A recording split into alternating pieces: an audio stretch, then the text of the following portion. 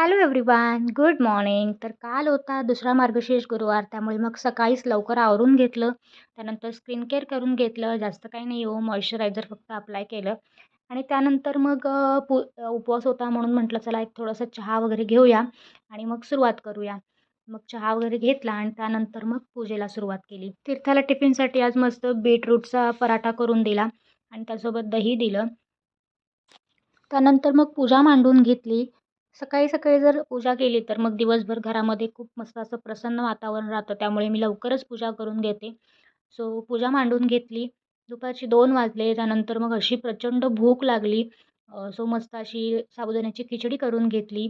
अ, दह्याचा जो डब्बा आहे तो फ्रीजरला गेला चुकून, त्याच्यामुळे मग त्याचा पूर्ण बर्फ झाला होता.